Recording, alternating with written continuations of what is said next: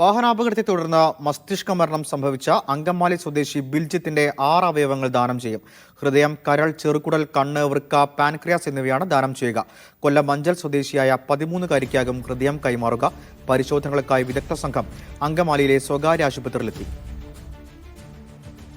Nitin saver ചേരുന്നുണ്ട്. നിതിൻ, ബിൽജിത്ത് 6 പേരിലാണ് ഇനി ജീവിക്കുക. പരിശോധന എങ്ങനെ പുരോഗമിക്കുന്നു? അങ്കമാലിയിലെ ലിറ്റിൽ ഫ്ലവർ ആശുപത്രിയിലാണ് ഇപ്പോൾ വിദഗ്ധ സംഘം പരിശോധനകൾ നടത്തിക്കൊണ്ടിരിക്കുന്നത്.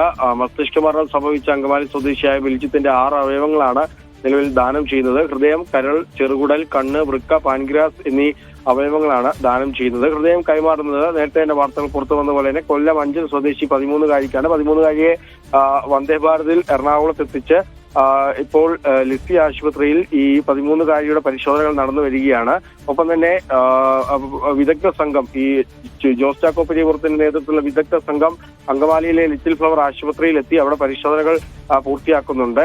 പരിശോധനകൾ എല്ലാ ലിസി ആശുപത്രിയിലെയും അങ്കമാലി ആശുപത്രിയിലെയും പരിശോധനകൾ ഒരു പോസിറ്റീവ് അല്ലെങ്കിൽ അതിന് കൃത്യമായി അവർ ഉദ്ദേശിക്കുന്ന പോലെ തരത്തിലുള്ള ഒരു ഫലം കിട്ടുകയാണെങ്കിൽ വളരെ വേഗത്തിൽ തന്നെ അങ്കമാലിയിൽ നിന്നും ഹൃദയവുമായി ലിസി ആശുപത്രിയിലേക്ക് എത്തുകയും ഇന്ന് രാത്രി തന്നെ 13-കാരിക്ക് 13-കാരിയുടെ ഹൃദയ ശസ്ത്രക്രിയ നടത്തുകയും ചെയ്യുമെന്നാണ് നിലവിൽ നമുക്ക് ലഭിക്കുന്ന സൂചനകൾ. ഈ അങ്കമാലി ആശുപത്രിയിലെ പരിശോധനകൾ ഫലപ്രദമാണെങ്കിൽ ഉടൻ തന്നെ അവിടെയും അങ്കമാലി ആശുപത്രിയിലും